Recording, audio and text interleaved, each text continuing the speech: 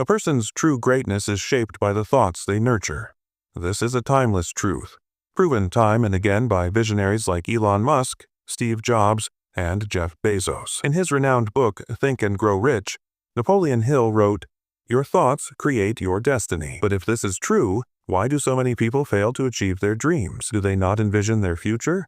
Or are they simply unaware of the potential within them? Today's story will uncover the answers to these questions. It will also share a life-transforming lesson that could change your perspective. Plus, along the way, we'll learn some new words to enhance your English skills.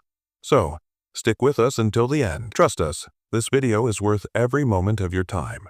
In the bustling chaos of a crowded railway station, there lived a man who survived by asking for alms. Every day, he approached weary travelers waiting for their trains, his outstretched hand a silent plea for help. His life was a cycle of survival, dependent on the kindness of strangers. One sunny afternoon, as the platform buzzed with activity, he spotted a sharply dressed businessman stepping off a train. The man's tailored suit and confident stride screamed success. "This is my chance," the beggar thought, his heart racing with hope. "A man this wealthy will surely give me a generous amount." With newfound energy, he approached the businessman, hand extended, expecting a handful of coins. But instead of reaching for his wallet, the businessman paused, locked eyes with him, and asked a question that stopped him in his tracks. "Do you only take from others, or have you ever given something in return?" The beggar froze, stunned by the words. No one had ever asked him this before. Confused, he stammered, "Sir, I'm just a beggar. I rely on alms to survive. I have nothing to offer anyone." The businessman's eyes softened, and with a faint smile he said, "If you believe you have nothing to give, then why should anyone give to you? I'm a businessman, and I believe in exchange. Offer me something, anything, and I'll give you something in return. But if you have nothing to offer, I have nothing to give." With that, the businessman boarded his train and vanished into the crowd, leaving the beggar standing alone, his mind spinning. Those words echoed in his head. If you have nothing to offer, I have nothing to give. They weren't cruel, but they were piercingly honest. For the first time, he wondered, why do people give me so little? Is it because I offer them nothing in return? That night, he couldn't sleep. The businessman's words haunted him. "If you want to receive, you must first give," he repeated to himself. But what could he give? He was a beggar with no possessions, no skills, or so he thought. For 2 days, he didn't ask for alms. Instead, he sat quietly at the station, lost in thought, wrestling with the question, what can I give? On the third day, as he gazed across the platform, his eyes caught a vibrant patch of wildflowers growing near the tracks.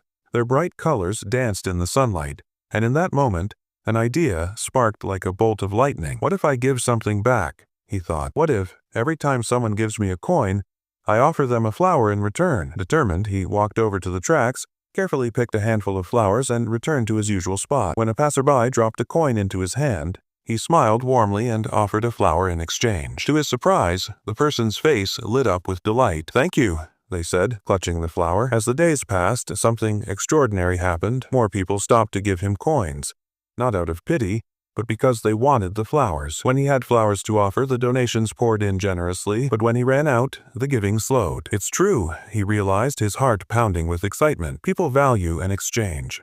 They want to receive something too. One day, as he handed out flowers, he spotted the businessman again, sitting on a train. His pulse quickened. This was his moment. He rushed over and said, "Sir, today I have something to give. If you give me a coin, I'll offer you these flowers in return." The businessman's face broke into a wide grin. He handed over some cash, took a few flowers, and said, "You've learned the true meaning of exchange. You're not just a beggar anymore, you're a businessman." As the train pulled away, the beggar stood there, the businessman's words igniting a fire within him. Am I a businessman? He wondered. For days he pondered this. Then, like a sunrise breaking through the darkness, it hit him. I'm not just surviving. I'm trading. People aren't giving me charity. They're paying for the value I provide. That realization changed everything. With newfound confidence, he made a bold decision. He left the railway station that day, vowing never to return as a beggar. 6 months later, at the same bustling station, 2 well-dressed men met on the platform. They shook hands, but one looked puzzled. "Do I know you?" he asked. The other man smiled warmly. "Yes, we've met twice before, right here at this station." The first man's brow furrowed, then his eyes widened in shock. "Wait, you're the beggar, the one I spoke to and later bought flowers from." The former beggar laughed. "That was me. But today, I'm no longer a beggar. I run a thriving flower business and I'm traveling to expand it." The businessman's jaw dropped. "That's incredible. What changed?" The flower seller's eyes sparkled with gratitude. "You taught me one of life's greatest truths. We only receive when we give. That day, I realized I was never truly a beggar. I was a businessman all along. I just needed to see it. By offering flowers, I created value, and people rewarded me for it. The two men shook hands again, this time as equals, before boarding their trains, each heading toward their own bright future. The lesson: your life is shaped by how you see yourself. If you view yourself as small, you'll stay small. But if you recognize the potential within you, you can achieve greatness. Don't limit yourself. See yourself as capable, valuable, and unstoppable. When you change your thoughts, you change your future. If this story inspired you, give it a thumbs up. Share what you learned in the comments and pass it on to motivate others. Stay tuned for more stories that spark change.